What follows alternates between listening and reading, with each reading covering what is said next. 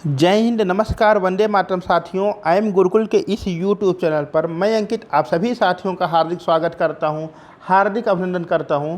साथियों, जैसा कि आप सभी को पता है कि आपका लोकसभा चुनाव का प्रथम चरण शुरू हो चुका है और बहुत जल्दी ही अब ये क्या होगा, आपका सब पूर्ण हो जाएगा।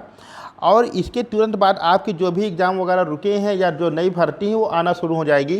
तो अभी से हम लोग अपनी तैयारी को मजबूत करते हुए धीरे धीरे चल रहे हैं। तो जो हम लोग एक स्टैटिक जीके के मोस्ट इंपॉर्टेंट क्वेश्चन की एक सीरीज़ चला रखे हैं, उसी को आगे कंटिन्यू करते हुए आज हम लोग उसमें आगे के इम्पॉर्टेंट क्वेश्चंस को देखेंगे। तो आइए भगवान श्री गणेश का नाम लेते हुए अपनी आज की वीडियो का शुभारंभ किया जाए।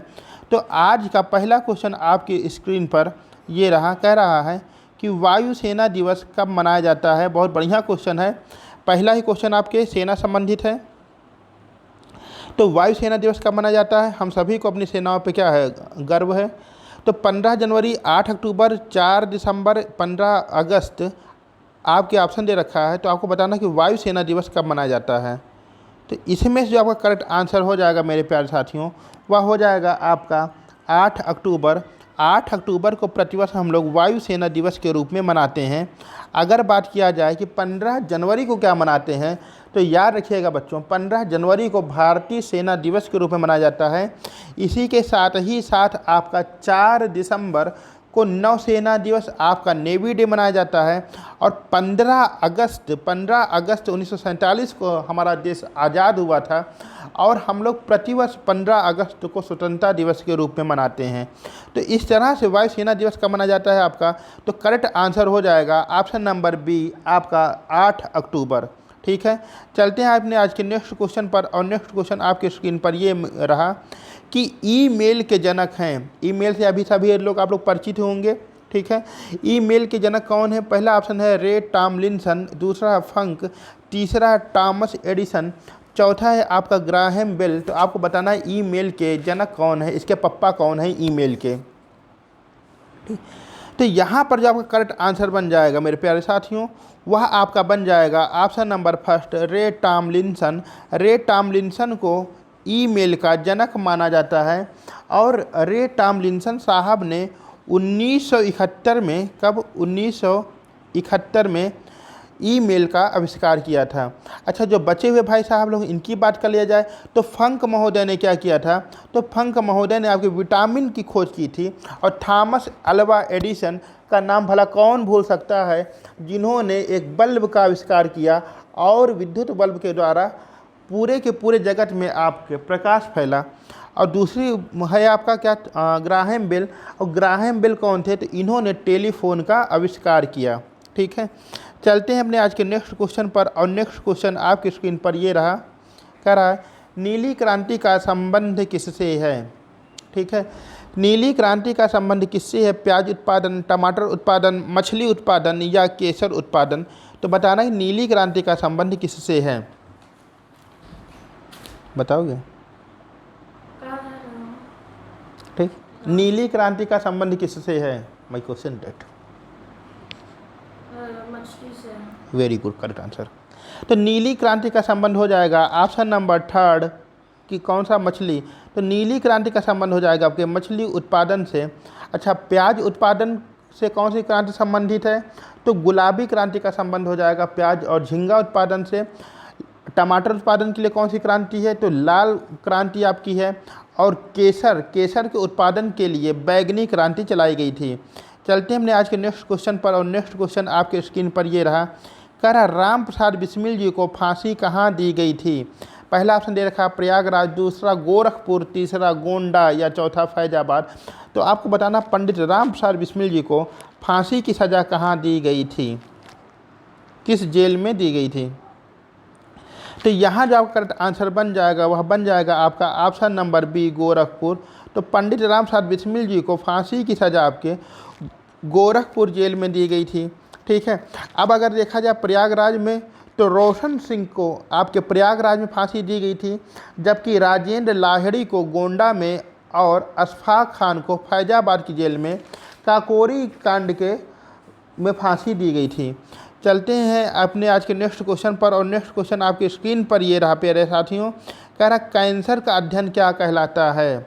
एक बीमारी कैंसर का अध्ययन क्या कहलाता है? माइकोलॉजी, गैस्ट्रोलॉजी या ओंकोलॉजी, या कह रहा है आपका पोमोलॉजी। ठीक है, तो बताना कैंसर का अध्ययन क्या कहलाता है। ठीक, अच्छा, कैंसर के कई कारण हो सकते हैं, जिसमें मेनली होता है पान, उसको क्या बोलते हैं, गुटखा, ये सब जो होते हैं, या आपके अल्कोहलिक जो भी होते हैं उनको पीने से और उनके उपयोग करने से भी कैंसर के चांसेस बढ़ जाते हैं। ठीक है, तो कैंसर का अध्ययन क्या कहलाता है आपका? यहाँ पे हो जाएगा आपका ऑप्शन नंबर 3 ओंकोलॉजी। कैंसर के अध्ययन को ओंकोलॉजी सब के नाम से जाना जाता है। अच्छा, ये माइकोलॉजी क्या है? तो माइकोलॉजी के अंतर्गत कवकों का अध्ययन किया जाता है। गैस्ट्रोलॉजी में आपके ग्रास नली, पेट, आंत आदि का अध्ययन किया जाता है। और पोमोलॉजी के अंतर्गत फलों का अध्ययन किया जाता है। बहुत बढ़िया। इसी के साथ ही साथ यदि आप लोग चैनल पर नए हैं तो चैनल को सब्सक्राइब अवश्य कर दें और वीडियो कंटिन्यू देखें। अभी आप लोगों के लिए बहुत ही प्यारा सा एक गिफ्ट लेके आया हूँ, आप सभी के लिए गिफ्ट है। आप लोग उसको ले करके घर में आराम से सजाइएगा। भारत में कुल कितने राज्य हैं?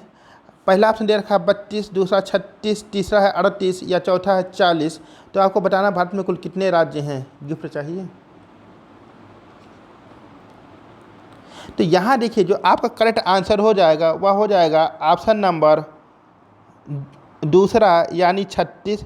आपके 8 तो आपके स्टेट हो जाएंगे, सॉरी 28 आपके हो जाएंगे स्टेट, और प्लस आपके 8 यूटी। इन दोनों को जब हम मिला देंगे तो कितना बन जाएगा आपका 36। ठीक है, चलते हैं अपने आज के नेक्स्ट क्वेश्चन पर। और नेक्स्ट क्वेश्चन कह रहा है, मारो फिरंगी को का नारा किसने दिया था? बहुत ही फेमस नारा है ये कि मारो फिरंगी को का नारा किसने दिया था? पहला सुभाष चंद्र बोस जी, दूसरा मंगल पांडे, तीसरा है जवाहरलाल नेहरू जी, या चौथा है महात्मा गांधी। मारो फिरंगी को तो ये दिए थे आपके मंगल पांडे जी के द्वारा दिया गया नारा था। मारो फिरंगी को किसके द्वारा दिया गया था? मंगल पांडे जी के द्वारा दिया गया था। 1857 की क्रांति का शुभारंभ करने वाले महान क्रांतिकारी मंगल पांडे जी। सुभाष चंद्र बोस जी के द्वारा जो दिया गया नारा था वह कौन था? दिल्ली चलो, तुम मुझे खून दो, मैं तुम्हें आज़ादी दूंगा। और इसी के साथ ही साथ जवाहरलाल नेहरू जी, भारत के प्रथम प्रधानमंत्री जी के द्वारा नारा दिया गया था, आराम हराम है। और महात्मा गांधी जी के द्वारा हे राम करो या मरो आदि नारे दिए गए थे। चलते हैं हमने आज के नेक्स्ट क्वेश्चन पर। और नेक्स्ट क्वेश्चन आपकी स्क्रीन पर मेरे प्यारे साथियों ये रहा कि हुमायूं नामा की रचना किसके द्वारा की गई? पहला हुमायूं, दूसरा है गुलबदन, तीसरा है बाबर, या चौथा है औरंगजेब। तो आपको बताना है कि हुमायूं नामा की रचना किसके द्वारा की गई थी। तो देखिए, हुमायूं के द्वारा हुमायूं नामा की रचना नहीं की गई थी, यह की गई थी हुमायूं की बहन थी गुलबदन बेगम। क्या नाम था? गुलबदन बेगम।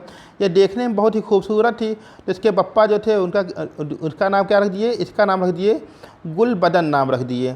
ठीक है, बाबर के द्वारा बाबर नामा की रचना की गई थी। ठीक, तो हुमायूं नामा की रचना किसके द्वारा की गई थी? तो हुमायूं नामा की रचना की गई थी आपके गुलबदन के द्वारा, और गुलबदन के पप्पा का नाम था बाबर। तो बाबर क्या नाम रख दिया था इसका? गुलबदन नाम रख दिया था। देखने बहुत सुंदर थी। गुल मतलब फूल, जिसका फूल जैसा बदन है उसको कहेंगे गुलबदन। बहुत प्यारी सी थी देखने में। चलते हैं अपने आज के नेक्स्ट क्वेश्चन पर। और नेक्स्ट क्वेश्चन कह रहा है, आ ट्रेन टू पाकिस्तान के लेखक कौन हैं? पहला ऑप्शन है मूल राज, दूसरा खुशवंत सिंह, तीसरा अरविंद अडिगा, या चौथा है जवाहरलाल नेहरू। तो आपको बताना है कि आ ट्रेन टू पाकिस्तान के लेखक कौन हैं। तो यहाँ पर जो करेक्ट आंसर बन जाएगा वह बन जाएगा option number B, Khushwant Singh. Khushwant Singh ji के द्वारा आ ट्रेन टू पाकिस्तान की रचना की गई। और यह very very most important book है आपकी, कई बार परीक्षा में पूछा है, कई बार। तो इसको लिख लीजिएगा, याद कर लीजिएगा। आ ट्रेन टू पाकिस्तान किसके द्वारा लिखी गई है? तो यह लिखी गई है खुशवंत सिंह जी के द्वारा। मूल राज जी लिखते हैं कुली, और इसी के साथ ही साथ अरविंद अडिगा लिखते हैं वाइट टाइगर।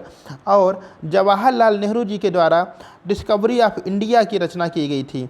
चलते हैं अपने आज के नेक्स्ट क्वेश्चन पर। और नेक्स्ट क्वेश्चन का रहा, जॉर्डन की राजधानी क्या है? किसकी? जॉर्डन की राजधानी क्या है? पहला है बगदाद, दूसरा दमिश्क, तीसरा है एम्स्टर्डम, या चौथा है अम्मान। तो आपको बताना है कि जॉर्डन की राजधानी क्या है? तो जो आपका करेक्ट आंसर हो जाएगा वह बन जाएगा आपका ऑप्शन नंबर 4 अम्मान। तो जॉर्डन की राजधानी आपकी हो जाएगी अम्मान।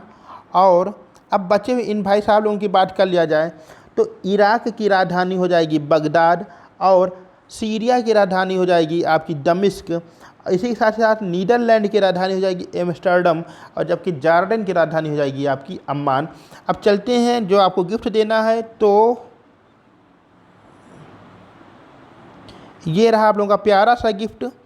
कई दिन से आप लोग साथ दे रहे हैं, जब मेरी तरफ से एक छोटा सा गिफ्ट आप लोगों के लिए, इसे सहज स्वीकार कीजिए और चैनल पर नए चैनल को सब्सक्राइब अवश्य करिए। अपना सुझाव हमें देते रहिए, हंसते रहिए, मुस्कुराते रहिए।